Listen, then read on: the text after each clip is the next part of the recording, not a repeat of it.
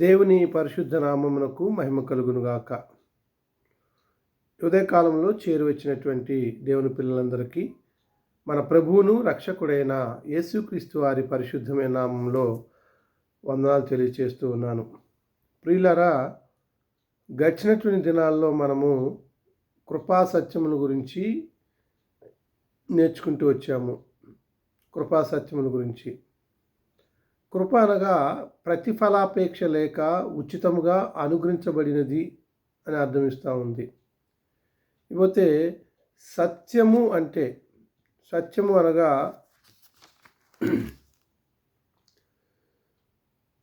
చేసిన దానికి తగిన ప్రతిఫలం ఇచ్చుట అని అర్థమిస్తూ ఉంది. అంటే ఒకవేళ పాపం చేస్తే పాపానికి ప్రతిఫలము నరకము, లేదు పుణ్యము చేస్తే దానికి ప్రతిఫలము దేవుని యొక్క రాజ్యమైన పరలోకము. ఇవి రెండూ కూడా, కృపా సత్యములు అనేవి రెండూ కూడా సరళ రేఖల వంటివి అనే విషయాన్ని గుర్తు చేశాను. అంటే రైలు పట్టాలు లాంటివి ఎక్కడా కూడా కలవు. కానీ ఎక్కడ కలిశాయి అని అంటే బైబిల్ నందు యేసుక్రీస్తు వారి ద్వారా ఇవి రెండు కలిసినవి, ఏకమైనవి అనే విషయాన్ని కీర్తనకారుడు 85వ అధ్యాయము, కీర్తన గ్రంథము 85వ అధ్యాయము 10వ వచనంలో మనం చూడగలము. అయితే ఈరోజు మరి కృపను గురించి మనం ఆలోచన చేద్దాం ప్రియులారా. కృప అనగా ప్రతిఫలాపేక్ష లేకుండా ఉచితంగా మనకు అనుగ్రహించబడినటువంటి స్థితి గురించి మనం చూడబోతా ఉన్నాము. ముందుగా లోకం యొక్క స్థితిని గురించి మనం చూసినప్పుడు, మళ్ళీ లోకం అంటే మనమే, మానవుని యొక్క స్థితి గురించి మనం ఆలోచన చేసినప్పుడు దేవుని యొక్క గ్రంథం ఈ రీతిగా తెలియచేస్తూ ఉంది. రోమీయులకు రాసిన పత్రిక 3వ అధ్యాయము 23వ వచన భాగాన్ని మనం చూసినప్పుడు, రోమీయులు రాసిన పత్రిక 3వ అధ్యాయము 23వ వచనంలో, ఏ భేదమును లేదు, అందరూ పాపము చేసి దేవుడు అనుగ్రహించు మహిమను పొందలేకపోతున్నారు. ఏ భేదము లేదు అంటే పురుషుడని, స్త్రీ అని, యవ్వనుడని, వృద్ధాప్యంలో ఉన్నవారని, లేకపోతే తెల్లవాళ్ళని, నల్లవాళ్ళని, సిథియనుడని, ఏ భేదం లేదు, అందరూ అన్నాడు. అందరూ పాపం చేసి దేవుడు అనుగ్రహించి మహిమను పొందలేకపోతూ ఉన్నారు. అంటే ఆ పరలోకాన్ని పొందలేకపోతున్నారు అనే విషయాన్ని మనం చూస్తాం. అందరూ పాపం చేసి, పాపం అంటే బైబిల్లో చెప్పబడినటువంటి నిర్వచనం ఏంటంటే, యోహాను రాసిన మొదటి పత్రిక 3వ అధ్యాయం 4వ వచనంలో అంటాడు, ఆజ్ఞ అతిక్రమమే పాపము అనేటువంటిది. అంటే ఎప్పుడైతే ఒక మనిషి మంచి చెల్లి యొక్క వివేచన ఎరిగినటువంటి వాడే పాపము చేయటానికి పురికొల్పు పడతా ఉన్నాడు. ఎప్పుడైతే ఆజ్ఞ అతిక్రమిస్తాడో తద్వారా దేవుడు మనందరికీ ఇవ్వవలసినటువంటి ఆ మహిమను చూసారా, ఆ పరలోక భాగ్యం అనేది పొందలేకపోతూ ఉన్నారు. పౌలు గారు చాలా స్పష్టంగా తెలియజేశాడు. అలాగనే ప్రసంగి గ్రంథము 7వ అధ్యాయం 20వ వచనం కూడా మనం చూసినప్పుడు, ప్రసంగి గ్రంథము 7వ అధ్యాయం 20వ వచన భాగంలో ఏమంటాడు అంటే, 20వ వచన భాగంలో, పాపము చేయక మేలు చేయుచుండు నీతిమంతుడు భూమి మీద ఒక్కడైనను లేడు అని అంటాడు. చూసారా, పాపము చేయక మేలు చేయుచుండు నీతిమంతుడు భూమి మీద ఒక్కడైనను లేడు అనే విషయాన్ని మనకి దేవుని గ్రంథం చెప్తా ఉంది. అంటే ఇక్కడ పాపం చేయకుండా మేలు చేసేవారు ఎవరైనా ఉన్నారా అంటే లేరని చెప్పేసి దైవవేదం తెలియజేస్తూ ఉంది. కొంతమంది ఉద్దేశం ఏంటంటే చిన్నపిల్లలకు లేక పసిపిల్లలకు పాపము కూడా ఉన్నది, జన్మ పాపం ఉన్నదని మాట్లాడుతున్నటువంటి పరిస్థితి మనం చాలా సందర్భాలు వింటూ ఉంటాము. వాస్తవంగా పసిపిల్లలను చూసి యేసుక్రీస్తు వారు పరలోక రాజ్యం ఇలాంటి వారిది అని చెప్పిన సందర్భం మనం మత్తయి సువార్త 18వ అధ్యాయం 19వ అధ్యాయంలో చూడగలము. అయితే దేన్ని బట్టి అంటున్నారు అనే విషయాన్ని మనం చూసినప్పుడు, ఉదాహరణకి ప్రసంగి గ్రంథము 12వ అధ్యాయం మనం చూద్దాము. ప్రసంగి గ్రంథము 12వ అధ్యాయము 1వ వచన భాగము 2వ వచన భాగంలో మనం చూస్తాము. దుర్దినములు రాకముందే ఇప్పుడు వీటి యందు నాకు సంతోషము లేదని నీవు చెప్పు సంవత్సరములు రాకముందే, తేజస్సుకును సూర్యచంద్ర నక్షత్రములకును చీకటి కమ్మకముందే, వాన వెలిసిన తర్వాత మేఘములు మరలా రాకముందే, నీ బాల్య దినముల యందే నీ సృష్టికర్తను స్మరణకు తెచ్చుకొనుము. నీ బాల్య దినముల యందే నీ సృష్టికర్తను స్మరణకు తెచ్చుకొనుము అంటున్నాడు. ఈ బాల్యదినములు అనేటువంటి మాటను చూసి చాలామంది మనం జన్మతః పాపులమే అని చెప్తున్నటువంటి పరిస్థితి. వాస్తవంగా ఇక్కడ ఆంగ్ల వర్షన్‌లో మనం చూసినప్పుడు బాల్యము అనేటువంటి మాట దగ్గర మీరొకసారి కింగ్ జేమ్స్ వర్షన్ గానీ, న్యూ కింగ్ జేమ్స్ వర్షన్ గానీ చూడండి. అక్కడ యూత్ అనే పదం వాడాడు. తర్జుమాలో బాల్యదినములు అన్నాడు గానీ, ఇంగ్లీష్‌లో మాత్రం యూత్. యూత్ అంటే యవ్వనస్తులని అర్థం ప్రియులారా. అంటే ఇక్కడ మీకేం తెలియచేయాలని కోరుతున్నానంటే, యవ్వన ప్రాయంలోకి ఎవరైతే వస్తారో వారు పాపము చేస్తున్నారు. తద్వారా దేవుడిచ్చేటువంటి మహిమను పొందలేకపోతున్నారు. ఇంకేమన్నాడు? పాపము చేయక మేలు చేయుచుండు నీతిమంతుడు భూమి మీద ఒక్కడైనను లేడనేటువంటి విషయాన్ని జ్ఞాని అయినటువంటి సొలొమోను ద్వారా దేవుడు తెలియజేస్తా ఉన్నాడు. అలాగనే కీర్తన గ్రంథము 143 కీర్తన 2వ వచన భాగాన్ని మనం చూసినట్లయితే,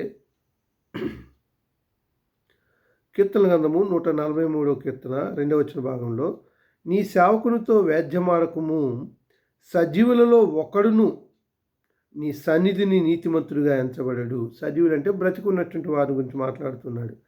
బ్రతికున్నటువంటి వారిలో ఒక్కడు కూడా దేవుని సన్నిధిలో నీతిమంతుడిగా ఎంచబడట్లేదు. అంటే మంచి చెడులకు వివేచన ఎప్పుడైతే మానవుడు ఎరిగి ఉంటాడో వాడు ఖచ్చితంగా పాపం వైపు నెట్టబడుతూ ఉన్నాడు, నీతిమంతుడిగా ఎంచబడట్లేదు అనేటువంటి విషయాన్ని మనం గమనించాలి. ఇది లోకం యొక్క స్థితి లేదా మానవుని యొక్క స్థితి. ఇంకా యెషయా గ్రంథము 59వ అధ్యాయాన్ని చూసినప్పుడు, యెషయా గ్రంథము 59వ అధ్యాయం ఒక్కసారి మనం వచ్చినట్లయితే 59వ అధ్యాయం ఏమంటాడు? రక్షింపనేరకి ఉన్నట్లు యెహోవా హస్తము కూర్చకాలేదు. మొదటి లేఖనము. రెండవ లేఖనం చూద్దాం. రక్షింపనేరకు ఉన్నట్లు యెహోవా హస్తము కూర్చకాలేదు, విననేరకు ఉన్నట్లు ఆయన చెవులు మందము కాలేదు. మీ దోషములు మీకును మీ దేవునికి అడ్డముగా వచ్చెను, మీ పాపములు ఆయన ముఖమును మీకు మరుగుపరిచెను కనుక ఆయన ఆలకించుకున్నాడు. ఎందుకు దేవుడు మన ప్రార్థనల్ని ఆలకించుకున్నాడు అని అంటే, మన పాపములు ఆయన ముఖమును మరుగుపరుస్తూ ఉన్నాయి ప్రియులారా. అందుకొరకే రక్షింపనేరకున్నట్లు యెహోవా హస్తము కురచగా లేదు అని అంటున్నాడు, విననేరకున్నట్లు ఆయన చెవులు మందం కాలేదు. కానీ మీ దోషములు మీకును మీ దేవునికి ఏమొస్తున్నాయంట? అడ్డంగా వస్తున్నాయి అనే విషయాన్ని చెప్తున్నాడు. చూసారా? కాబట్టి మనం చేసేటువంటి పాపము లేదా దోషం అనేది దేవునికి మనకి అడ్డంగా వచ్చుటను బట్టి మన ప్రార్థనని దేవుడు ఆలకించట్లేదు. ఇర్మీయా ప్రవక్త ద్వారా తెలియజేస్తూ ఉంటాడు. ఇర్మీయా గ్రంథము 2వ అధ్యాయం 22వ వచన భాగంలో మనం చూసినప్పుడు, ఇర్మీయా గ్రంథము 2వ అధ్యాయం 22వ వచనంలో, నీవు క్షారముతో కడుగుకొనిను విస్తారమైన సబ్బు రాచుకొనిను నీ దోషము మరకల వలె నాకు కనబడుచున్నది, ఇది ప్రభువుకు యెహోవా వాక్కు అని అంటున్నాడు. అంటే మురికితో ఉన్నటువంటి చేతుల్ని ఏ రీతిగా అయితే మనము క్షారంతో కడుక్కొని, అంటే లిక్విడ్ ఉంటుంది కదా, దాంట్లో క్షార స్వభావం ఉంటుంది, బురద వచ్చే స్వభావం, కడుక్కొని విస్తారమైన సబ్బు రాసుకున్నప్పటికీ నీ దోషములు దేవుని దృష్టికి ఎలా ఉన్నాయంట? మరకల వలె కనబడుతున్నవి, ఇదే యెహోవా వాక్కు అని అంటాడు. కాబట్టి లోకంలో ఉన్నటువంటి మానవ యొక్క స్థితిని గురించి మనం చూస్తూ ఉన్నాం ప్రియులరా. మరి ఇలాంటి పాపంలో ఉన్నటువంటి వ్యక్తి రెండవదిగా పాప పరిహారం కావాలి, పాపం నుంచి విడుదల కావాలి. అపొస్తలుడైనటువంటి పౌలు గారు హెబ్రీయులకు రాసిన పత్రిక 2వ అధ్యాయం 22వ వచన భాగంలో అంటాడు. హెబ్రీయులకు రాసిన పత్రిక 9వ అధ్యాయం 22వ వచన భాగంలో, ధర్మశాస్త్రం ప్రకారము సమస్త వస్తువులను రక్తము చేత శుద్ధి చేయబడుననియు అంటున్నాడు. ఏంటి పాత నిబంధనలో ఏం తెలియచేస్తూ ఉంది?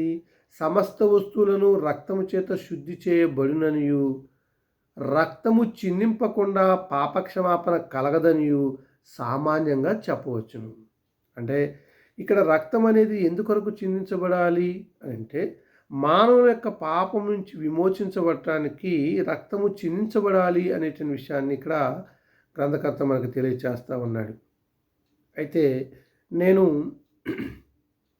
క్రైస్తవ్యంలోకి రాకమునుపు ఒక హిందువుగా జీవిస్తున్నటువంటి క్రమంలో, సుమారు నాకు 23 సంవత్సరాలు ఉన్నటువంటి క్రమంలో దేవుని గురించినటువంటి చింత విషయంలో నేను హైందవ పుస్తకాలని లేకపోతే గ్రంథాలని చదువుతూ వచ్చాను. దాంట్లో ఒకటి సామవేదం అని, లేకపోతే కొన్ని వేద పుస్తకాలు ఉన్నాయి. సామవేదము, యజుర్వేదము, మరి ఋగ్వేదము, అధర్మ వేదము అని ఉన్నాయి. అందులో అది చూస్తున్నప్పుడు అవన్నీ కూడా సంస్కృతంలో వ్రాయబడుతూ వచ్చాయి. సంస్కృతంలో ఉన్నటువంటి శ్లోకాలు మనం చూసినప్పుడు అక్కడ ఒక శ్లోకం నా తారసపడటం చూశాను. అదేంటంటే, నపుణ్యో దాన ధర్మస్య నకర్మస్య పుణ్యం భవేత్, నపుణ్యో దాన ధర్మస్య జగత్పుణ్యం నహి నహి అని వ్రాయబడింది. అంటే దాన ధర్మాలు చేయటం ద్వారా, కర్మకాండలు చేయటం ద్వారా పుణ్యము రాదు అనేటువంటి విషయాన్ని ఇక్కడ చెప్తూ ఉన్నాడు. నపుణ్యో దాన ధర్మస్య జగత్పుణ్యం నహి నహి. మనం చేసేటువంటి దాన ధర్మాలను బట్టి కానీ, కర్మకాండలను బట్టి కానీ మనకి పుణ్యము రాదు, నహి నహి రాదు అనేటువంటి విషయాన్ని మనం సామవేదంలో చూడొచ్చు. మరొక సంస్కృతంలో ఉన్నటువంటి శ్లోకాన్ని మనం గమనించినప్పుడు ఇంకోటి ఉంటుంది సామవేదంలోని, అది కూడా సర్వపాప పరిహారో రక్త ప్రోక్షణం ఆవశ్యకము, సర్వపాప పరిహారో రక్త ప్రోక్షణం ఆవశ్యకము, తద్రక్తం పరమాత్మేన పుణ్యదాన బలియాగం అని అంటాడు. ఇది సామవేదంలో ఉన్నటువంటి మరొక శ్లోకం. సర్వపాప పరిహారో, సమస్త మానవాళి యొక్క పాపాలు పరిహరించబడాలి అని అంటే రక్త ప్రోక్షణం ఆవశ్యకము, రక్తం అనేది అవశ్యము, ఖచ్చితంగా కావాలి అనేటువంటి విషయాన్ని చెప్తూ ఉన్నాడు ఇక్కడ. తద్రక్తం పరమాత్మన, తద్రక్తం ఆ రక్తము పరమాత్మన పుణ్యదాన బలియాగం. అంటే పరమాత్ముడైనటువంటి దేవుడు, తండ్రి అయినటువంటి దేవుడు దానముగా బలియాగంగా ఇవ్వబడినటువంటి రక్తంగా ఉండాలి. అంటే తండ్రి అయినటువంటి దేవుడు బలియాగంగా ఇచ్చినటువంటి ఎవరినంటే యేసుక్రీస్తు వారి ద్వారా ఆ రక్తము పరిశుద్ధమైనదిగా, పవిత్రమైనదిగా మనకి తెలుసు ప్రియులారా. ఆ రక్తము ద్వారానే సమస్త మానవాళికి వారి పాపం నుంచి విడుదల కలుగుతుంది అనేటువంటి విషయాన్ని గుర్తు చేస్తూ ఉన్నాడు. అలాగనే మనం గమనించుకుంటూ ముందుకెళ్ళినట్లయితే దేవుని కృప గురించి మనం గమనిస్తూ ఉంటాం. మూడవదిగా దేవుని కృప ఏమై ఉంది? రక్తము దేహమునకు ప్రాణము అని అంటాడు. చూడండి ఒకసారి లేవీకాండము 17వ అధ్యాయము 11వ వచన భాగానికి మనం బైబిల్ తిప్పుకున్నట్లయితే, లేవీకాండము 17వ అధ్యాయం 11వ వచనంలో రక్తము దేహమునకు ప్రాణము, మా నిమిత్తము ప్రాయశ్చిత్తము చేయనట్లు బలిపీఠం మీద పోయిటకై దాన్ని మీకు ఇచ్చితిని. రక్తము దానిలోని ప్రాణమును బట్టి ప్రాయశ్చిత్తము చేయును, రక్తము దానిలోని ప్రాణమును బట్టి ప్రాయశ్చిత్తము చేయను. ప్రియులరా, ఇప్పుడు మనం బ్రతికున్నాము అని అంటే మనకి ఈ దేహానికి ప్రాణం ఏంటి? రక్తమే. ఉదాహరణకి త్రోవకుండా వెళ్తూ ఉన్నాం బైక్ మీద, సడన్గా ఒక లారీ అడ్డం వచ్చేసింది, గుద్దేశాడు, కింద పడిపోయాము, తల బయలిపోయింది, తలలోంచి రక్తం కారుతూ ఉంది. సరైన సమయంలో ఎవరు గమనించి ఒకవేళ హాస్పిటల్కి తీసుకువెళ్తే మనం బ్రతుకుతాం. కానీ ఒకవేళ ఎవరు చూడనట్లయితే ఆ రక్తము దేహం నుంచి పోవటం ద్వారా ఏమవుతుంది?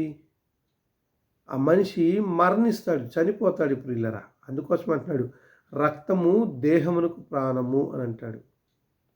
మా నిమిత్తము ప్రాయశ్చిత్తము చేయనట్లు బలిపీఠం మీద పోయిటకై, మా నిమిత్తము ప్రాయశ్చిత్తము చేయనట్లు బలిపీఠం మీద పోయిటకై దాన్ని మీకు ఇచ్చితిని అని అన్నాడు. రక్తము దానిలోని ప్రాణమును బట్టి ప్రాయశ్చిత్తము చేయను. వాస్తవంగా మన ధర్మశాస్త్ర కాలంలో మన పూర్వీకులైనటువంటి వారు చేసినటువంటి పాపములు ప్రతిగా ఏం చేస్తూ వచ్చారు? బలులు అర్పిస్తూ వచ్చారు ప్రియులరా. ఆ బలులు దహన బలిని, నైవేద్య బలని, పాప పరిహార్థ బలని, అపరాధ పరిహార్థ బలని, ఒక్కొక్క పాపములకు వారు ప్రతిగా అలాంటి బలులను అర్పిస్తూ వచ్చారు. మనం లేవీకాండాన్ని చదివేటప్పుడు వీటన్నింటిని కూడా గమనించవచ్చు. అంటే వీటి యొక్క ఉద్దేశం ఏంటి అని అంటే, వారు చేసినటువంటి పాపము పరిహరింపబడటానికి, లేక ప్రాయశ్చిత్తము చేయబడటానికి. ఒక గొర్రెనో లేకపోతే ఒక ఎద్దునో తీసుకొచ్చి దాన్ని నరికినప్పుడు దాని రక్తాన్ని తీసుకొని వచ్చి బలిపీఠం మీద పోయిటకై దాన్ని మీకు ఇచ్చితిని అని అంటున్నాడు. రక్తము దానిలోని ప్రాణమును బట్టి ప్రాయశ్చిత్తము చేయను. ఎప్పుడైతే ఆ జంతువుని నరికేశారో ఆ రక్తం అనేది దేహమునకు ప్రాణమని దేవుడు చెప్పాడు కనుక ఆ ప్రాణమైనటువంటి దాన్ని వారు చేసిన పాపమునకు ప్రాయశ్చిత్తాన్ని జరిగిస్తూ ఉంటుంది. ఇది లేవీకాండము 17వ అధ్యాయము 11వ వచన భాగంలో మనం చూస్తాము. అయితే దేవుని కృప ఏమైందంటే, మరి మనుషులు చేసేటువంటి జంతు బలుల ద్వారా దేవుడు సంతోషించట్లేదు ప్రియులరా. వాటిని బట్టి దేవుడు చింతిస్తున్నట్టుగా మనం చూస్తూ ఉంటాం. ఒకసారి హెబ్రీయులకు రాసిన పత్రిక వైపు మనం బైబిల్ నిప్పుకుందాం. హెబ్రీయులకు రాసిన పత్రిక 10వ అధ్యాయము. హెబ్రీయులకు రాసిన పత్రిక 10వ అధ్యాయము మనం గమనించినట్లయితే 3, 4 వచనాలు చూద్దాము. అయితే ఆ బలులు అర్పించు చేత ఏటేటా పాపములు జ్ఞాపకం వచ్చుచున్నవి. అంటే ఇజ్రాయెల్ యొక్క స్థితిని మనం చూసినట్లయితే ప్రియులారా, వారు పాపం చేస్తున్నారు, దేవుని సన్నిధికి వెళ్తున్నారు, బలి అర్పిస్తున్నారు, ఆ రక్తాన్ని తీసుకెళ్ళి బలిపీఠం చుట్టూ ప్రధాన యాజకుడైనటువంటి వ్యక్తి పోస్తూ ఉన్నాడు. తద్వారా వారి పాపం పరిహరించబడుతుంది. మరలా కుక్క తన వాంతికి తిరిగినట్లుగా మరి బురదలో పొందినటువంటి పంది మరలా ఎంత శుభ్రం చేసినప్పటికీ మరలా బుర్రలోకి వెళ్ళినట్టుగా ఇజ్రాయెల్ యొక్క జీవితం ఎలా ఉందంటే ప్రియురాల, మరి అది మరలా పాపం చేస్తున్నారు, బలి అర్పిస్తున్నారు, దేవుడు వాళ్ళని క్షమిస్తున్నాడు, ఆ రక్తాన్ని నా గురించి వారి పాపాలను తీసేస్తున్నాడు. అలా అని ఊరుకుంటున్నారంటే మరలా వెళ్ళి పాపం చేస్తూ ఉన్నారు. కాబట్టి ఇక్కడ దేవుడు ఏమంటున్నాడంటే 4వ వచనంలో, ఏలయనగా ఎడ్ల యొక్కయు మేకల యొక్కయు రక్తము పాపమును తీసివేయట అసాధ్యము అన్నాడు. ఏలయనగా ఎడ్ల యొక్కయు మేకల యొక్కయు రక్తము పాపం తీసివేయట. ఇక దేవుడు ధర్మశాస్త్ర కాలంలో జంతుబలిని అనుమతించాడు, కానీ అవి వారి పాపాలను తీసివేయటం సాధ్యం కావట్లేదు. కనుక ఒక పరమాత్ముని యొక్క దానంగా ఇవ్వబడినటువంటి రక్తం కావాలి. అది ఎవరు అని అంటే గలతీయులకు రాసిన పత్రిక 4వ అధ్యాయం 4-5 వచనాల్లో చెప్తూ ఉంటాడు. గలతీయులకు రాసిన పత్రిక 4వ అధ్యాయం 4-5 వచనాల్లో, అయితే కాలము పరిపూర్ణమైనప్పుడు దేవుడు తన కుమారుని పంపెను. కాలము పరిపూర్ణమైంది అంటే పాపం అనేది విస్తారంగా విస్తరించింది ప్రియులారా. ఇక జంతువుల యొక్క రక్తం ద్వారా పాపము విమోచించబడేటువంటి పరిస్థితి లేదు. కానీ దేవుడు ఏం చేశాడు? కాలము పరిపూర్ణమైనప్పుడు దేవుడు తన కుమారుని పంపెను. ఆయన స్త్రీయందు పుట్టి అంటే కేవలము స్త్రీకి మాత్రమే జన్మించి మనము దత్తపుత్రులము కావాలని, స్వీకృత పుత్రులు అంటాడు, దత్తపుత్రులను కావాలని అడాప్ట్ చేసుకుంటున్నాడు. ఎలాగూ మనము దత్తపుత్రులము కావాలని ధర్మశాస్త్రములకు లోబడి ఉన్న వారిని విమోచించుటకై ధర్మశాస్త్రములకు లోబడిన వాడాయను అని వ్రాయబడింది ప్రియులరా. చూసారు ఇక్కడ, అంటే ఒక సర్టెన్ టైంలో ఇక మనిషి యొక్క పాపము జంతువుల యొక్క రక్తము ద్వారానో మానవుల యొక్క రక్తం ద్వారా విమోచించడం అసాధ్యము. ఎందుకంటే మానవులందరూ కూడా దేవుని వాక్యం సెలవిచ్చింది అందరూ పాపం చేశారు అనేటువంటిది. కాబట్టి పాపం చేసినటువంటి ఒక వ్యక్తి యొక్క రక్తము పాపమును తీసివేయగలదా అంటే నెవర్. అందుకోసమే ఇక ఆ పరమాత్మని యొక్క దానముగా ఉన్నటువంటి యేసుక్రీస్తు వారు బలియాగం అవటం కోసం ఈ లోకానికి వచ్చాడు ప్రియులరా. ఆయన తను జీవించినటువంటి 33.5 సంవత్సరాల్లో తనలో పాపము లేదు అని రుజువు చేసుకున్నాడు. అంత మాత్రమే కాదు, ఇజ్రాయెల్కి ఏదైతే భారంగాను రుణంగా ఉందో ఆ ధర్మశాస్త్రమును బట్టి వాళ్ళు దత్తపుత్రులు కావాలని యోచిస్తున్నారు, కానీ వారి వల్ల కావట్లేదు. కాబట్టి క్రీస్తు ప్రభువే ధర్మశాస్త్రములకు లోబడి ఉన్న వారిని విమోచించడం కొరకు తను ధర్మశాస్త్రములకు లోబడ్డాడు అనే విషయాన్ని చెప్తూ ఉన్నాడు. ఇంకా మనం గమనించినట్లయితే ధర్మశాస్త్ర విధిని నెరవేర్చుట, ధర్మశాస్త్రం యొక్క విధుల్ని ఉన్నాయి కదా, వాటిని నెరవేర్చేటువంటి క్రమంలో ధర్మశాస్త్ర ప్రకారం ఏం చెప్తా ఉన్నాడు? పాప ప్రాయశ్చిత్తంగా బలి అర్పించవలసి ఉంది. ఒకసారి లేవికాండం వైపు మన బైబిల్ నిప్పుకుందాం. లేవికాండము 4వ అధ్యాయంలోకి రండి. లేవికాండము 4వ అధ్యాయం మనం చూసినప్పుడు లేవికాండము 4వ అధ్యాయము 32-33 వచనాలు చూస్తాము. 32-33 వచనాలు, ఎవడైనను పాప పరిహార్థ బలిగా అర్పించుటకు గొర్రెను తీసుకుని వచ్చిన యెడల నిర్దోషమైన దాన్ని తీసుకుని వచ్చి పాప పరిహార్థ బలియగు ఆ పశువు తల మీద చేయి ఉంచి దహనబలి పశువులను వధించు చోటను పాప పరిహార్థ బలియగు దాన్ని వధింపవలెను. అంటే పాపానికి పరిహారంగా ఎలా అర్పించాలి అనేటువంటి విధానాన్ని మోషే ద్వారా రాయిస్తూ వచ్చాడు దేవుడు. ఎవడైనా పాప పరిహార్థ బలిగా అర్పించుటకు గొర్రెని తీసుకుని వచ్చినట్లయితే నిర్దోషమైన దాన్ని తీసుకుని వచ్చి, మరి గొర్రె నిర్దోషమా దోషమని ఎలా తెలుస్తుంది? అవి ప్రాణము మరి ఆత్మ లేనటువంటి కదా. అంటే వాటి మీద ఎలాంటి దెబ్బలు కానీ గాయాలు కానీ కుంటు కానీ గుడ్డి కానీ ఇలాంటివి ఉండకున్నటువంటి పరిస్థితి, దాన్ని నిర్దోషమైనటువంటి దానిగా దేవుడు ఎంచుతూ వచ్చాడు. ఆ తర్వాత పాప పరిహార్థ బలియగు ఆ పశువు తల మీద చేయి ఉంచి, అయితే దేనైతే అర్పించబోతున్నామో ఆ పశువు తల మీద చేయి ఉంచి, దహన బలి పశువులను వధించు చోటను పాప పరిహార్థ బలిగా దాన్ని వధింపవలెను అని అంటున్నాడు. 34 వచనంలో, యాజకుడు పాప పరిహార్థ బలియగు పశువు రక్తములో కొంచెము తన వేలితో తీసి దహన బలిపీఠపు కొమ్ముల మీద చమిరి, ఆ పీఠము అడుగున ఆ రక్తశేషమంతయు పోయవలెను. అంటే ఇక్కడ మనం చూస్తూ ఉన్నాం ప్రియులరా, ధర్మశాస్త్ర విధిని నెరవేర్చేటువంటి క్రమంలో ధర్మశాస్త్ర ప్రకారము పాప ప్రాయశ్చిత్తార్థము బలి అర్పించవలసి ఉన్నది అనే విషయాన్ని చూస్తున్నాము.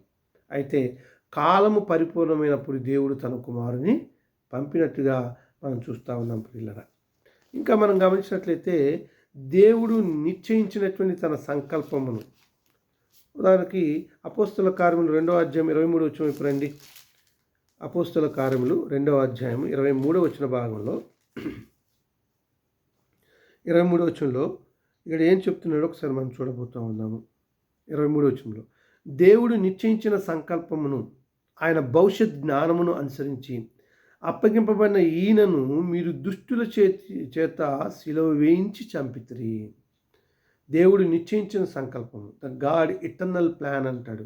ఆయన భవిష్యత్ జ్ఞానమును అనుసరించి అప్పగింపబడిన ఈయనను అంటే యేసుక్రీస్తు వారిను మీరు దుష్టుల చేత అంటే అక్రమకారులు అని అంటాడు, అబద్ధ నెపములు మోపినటువంటి వారు, ఆ దుష్టుల చేత సిలువ వేయించి చంపితిరి అనేటువంటి విషయాన్ని అపోస్తుల కార్యగ్రంథము 2వ అధ్యాయం 23 వచనంలో తెలియజేస్తూ ఉన్నాడు. ఇంకా అపోస్తుల కార్యములు 13వ అధ్యాయాన్ని కూడా మనం గమనిద్దాము. 13వ అధ్యాయం 27 వచ్చిన భాగంలోకి రండి. 13వ అధ్యాయం 27 వచ్చిన భాగంలో ఏం తెలియజేస్తాడంటే, యెరూషలేములో కాపురముండు వారును వారి అధికారులను ఆయననైనను ప్రతి విశ్రాంతి దినమున చదవబడుచున్న ప్రవక్తల వచనములైనను గ్రహింపక ఆయనకు శిక్ష విధించు చేత ఆ వచనములు నెరవేర్చిరి. అంటే యెరూషలేములో ఉన్నటువంటి కాపురం ఉన్నటువంటి వారందరూ కూడా యేసుక్రీస్తు వారు చెప్పేటువంటి బోధలు ఏదైతే ఉన్నాయో, ఆయన చూపించిన మార్గం ఏదైతే ఉన్నాయో అవన్నీ కూడా ముందుగానే ప్రవచన రూపంలో గ్రంథస్థం చేయబడింది ప్రియులారా. అవన్నీ కూడా అధికారులను ఆయననైనను ప్రతి విశ్రాంతి దినమున చదవబడుచున్న ప్రవక్తల వచనములనైనను గ్రహింపక ఆయన శిక్ష విధించు చేత ఆ వచనములు నెరవేర్చబడ్డాయి. అంటే యేసుక్రీస్తు వారి గురించి చెప్పబడిన యావత్తు కూడా నెరవేర్చబడింది అనేటువంటి విషయాన్ని మనం గమనించాలి. అయితే ఇక్కడ మనం ఏం గమనిస్తూ వచ్చామంటే ప్రియులరా, పాప పరిహారం నిమిత్తము మరి రక్తము చిందించవలసినటువంటి పరిస్థితి ఉంది. మనం ఇందాక చూసాం కదా, ఇది హెబ్రీయుల పత్రిక 9వ అధ్యాయం 22వ వచనంలో ఏమంటున్నాడు, ధర్మశాస్త్ర ప్రకారము సమస్త వస్తువులను రక్తము చేత శుద్ధి చేయబడుననియు రక్తము చిందించకుండా పాపక్షమాపణ జరగదనియు సామాన్యంగా చెప్పవచ్చును. ఆ రక్తం ఎవరిదంటే పరమాత్ముడు దానంగా ఇవ్వబడినటువంటి యేసుక్రీస్తు వారి యొక్క రక్తమై ఉంది. ఏంటి ఆ రక్తంలో ఏముందంటే, ఆ రక్తము దేహమునకు ప్రాణము అన్నాడు. మా నిమిత్తము ప్రాయశ్చిత్తము చేయనట్లు బలిపీఠం మీద పోయిటకై దానిని మీకు ఇచ్చి తిని అని చెప్పేసి అంటూ ఉన్నాడు. ఇలాగూ ధర్మశాస్త్ర ప్రకారము పాప ప్రాయశ్చిత్తముగా బలి అర్పించవలసినటువంటి పరిస్థితి. ఆ బలి ఎవరు అని అంటే యేసుక్రీస్తు వారు ప్రియులారా. యేసుక్రీస్తు వారు మనం పొందవలసినటువంటి శిక్షను తాను పొంది సత్యాన్ని జరిగించాడు. ఎంత గొప్ప విషయం చూడండి. సత్యం అంటే మనం చూసాము, చేసిన దానికి తగిన ప్రతిఫలము పొందుతాము. కానీ యేసుక్రీస్తు వారు పాపం చేశాడా? చేయలేదు. కానీ పాపం చేసినటువంటి మనందరి కొరకు ఆయన శిక్ష విధించి మనందరి కొరకు మరణించినట్టుగా మనం చూస్తూ ఉన్నాము. అంటే మనం పొందవలసినటువంటి శిక్షను తాను పొంది సత్యాన్ని జరిగించాడు అనే విషయాన్ని. అట్లు యేసు శిక్షించబడి మనల్ని ఉచితంగా రక్షించి కృపను అనుగ్రహించాడు. చూసారు ఇక్కడ, అలాగూ యేసుక్రీస్తు వారు శిక్షించబడి నలగొట్టబడి కొరడాలతో కొట్టబడి మరి వీపంతాలు చీల్చబడి ఘోరాతిఘోరంగా శిక్షించబడి మనకు ఉచితముగా రక్షించి మనల్ని ఉచితంగా రక్షించి కృపను మనకు అనుగ్రహించాడు. అంటే ఇక్కడ మీకు ఇందాక చూపించాము, కృప అంటే ప్రతిఫలాపేక్ష లేకుండా ఉచితంగా అనుగ్రహింపబడేది. యేసుక్రీస్తు వారి ద్వారా అది మనకు ఉచితంగా అనుగ్రహించబడింది ప్రియులారా, ఆ కృప అనేటువంటిది. ఈ రెండు కూడా మనం గమనించినప్పుడు, ఏది సత్యమును జరిగించే విషయం కావచ్చు, కృప చూపించే విషయం, ఈ రెండు కూడా ఇట్లు కృపా సత్యములు అనేవి శిలువ మీద క్రీస్తులో ఏకమయ్యాయి ప్రియులారా, ఏకమయ్యాయి. ఇటు మనం పొందవలసిన శిక్షను ఆయన పొందాడు, మనందరికి ఉచితంగా తన కృపను అనుగ్రహించాడు. రెండోది, సత్యం అంటే పాపం చేసిన దానికి ప్రతిఫలంగా శిక్ష అనుభవించాలి. అది మనం పాపం చేస్తే ఆ పాపం యొక్క ఫలితాన్ని యేసుక్రీస్తు వారు మోసి తను అనుభవించినట్టుగా చూస్తున్నాము. ఈ రెండిటి చేత కృపా సత్యములు శిలువ మీద క్రీస్తులో ఏకమయ్యాయి అనేటువంటి విషయాన్ని మనం చూస్తున్నాము. అయితే గమనించవలసిన విషయం ఏంటంటే, యేసు మరలా మూడవ దినమున తిరిగి లేచాడు. యేసుక్రీస్తు వారు మూడో దినమున లేచాడు. కాబట్టి ఈ లోకమందు కృపా సత్యములు ఏకము చేసి మానవాళిని రక్షించింది ఒక్క యేసుక్రీస్తు వారు మాత్రమే. అవును, ఆమేన్. చూసారా, ఈ లోకమందు కృపా సత్యములను ఏకము చేసి మానవాళిని రక్షించింది ఒక్క యేసుక్రీస్తు వారు మాత్రమే అనేటువంటి విషయాన్ని మీకు తెలియజేస్తూ, కృపా సత్యములు అనేవి క్రీస్తునందు ఏకమయ్యాయి. యేసుక్రీస్తు వారు ఇటు సత్యాన్ని జరిగిస్తూనే, అంటే మానవుడు చేసిన పాపములకు ప్రతిఫలంగా తను శిక్షను అనుభవిస్తూనే మనందరికీ ఉచితంగా తన కృపనిచ్చాడు. ఇవి రెండు కూడా యేసుక్రీస్తు వారు శిలువలో ఏకమయ్యాయి అనేటువంటి విషయాన్ని మనం చూస్తాము. కీర్తనల గ్రంథము 85వ అధ్యాయం 10వ వచనం ప్రకారంగా అవి బైబిల్ నందు కలుసుకున్నాయని, క్రీస్తునందు కలుసుకున్నాయనే విషయాన్ని మీకు గుర్తు చేస్తా ఉన్నాను. కాబట్టి నా ప్రియ దేవుని పిల్లారా, ఎంత ఘోర పాపైనా సరే తన పాపాన్ని విడిచి యేసుక్రీస్తు వారి యొద్దకు వచ్చినట్లయితే, ఆయన వారి పాపాన్ని మొత్తం తన భుజాలపై వేసుకొని ఆ పాపమునకు తను శిక్ష పొందుతూ పరిహారం చెల్లిస్తూ మనకు ఉచితంగా తన యొక్క ప్రేమను చాటుతూ మనకు రక్షణ కలగజేస్తూ ఉన్నాడు. ఇంత గొప్ప రక్షకుడైనటువంటి యేసుక్రీస్తు వారిని కలిగి ఉన్నందుకు నిజంగా నేను ఎంతో గర్వపడుతున్నాను ప్రియులారా. మీరు కూడా మీరు చేసినటువంటి పాపములు, మీరు చేసినటువంటి దోషములు, వీటన్నిటి విషయమై యేసుక్రీస్తు వారిని తమ సొంత రక్షకుడని అంగీకరించడం ద్వారా ఆ రక్షణ అనేటువంటిది ఎలా వస్తుంది? మన పాపాలన్నిటి వాటి పరిహారం మొత్తం యేసుక్రీస్తు వారి భుజాల మీద వేసుకుంటున్నాడు. అటు సత్యాన్ని జరిగిస్తూనే మనకు ఉచితంగా రక్షణను అనుగ్రహిస్తున్నాడు. కాబట్టి యేసుక్రీస్తు వారే కృపా సత్యములు శిలువలో ఏకము చేశాడు. కాబట్టి ఆయన చెప్పేటువంటి మాట, నేనే మార్గమును, నేనే సత్యమును, నేనే జీవమునై ఉన్నాను గనుక నా ద్వారా తప్ప ఎవడు తండ్రి యొద్దకు రాడు. కాబట్టి ఈ విషయాన్ని మనం తెలుసుకొని, కృపా సత్యములు క్రీస్తునందు ఏకమై ఉన్నాయని కలుసుకున్నామనే విషయాన్ని తెలుసుకొని, మనం పొందినటువంటి శిక్షకు లేక పాపమునకు ఆయన శిక్ష అనుభవిస్తూనే మనందరికి ఉచితంగా తన కృపను అనుగ్రహించాడు. ఇంత గొప్ప మరి సాక్రిఫైస్ అంటే త్యాగం చేసినటువంటి క్రీస్తుకు మనం ఎల్లవేళలా లోబడి జీవించుదుంగాక. మీ అందరికీ నా వందనాలు.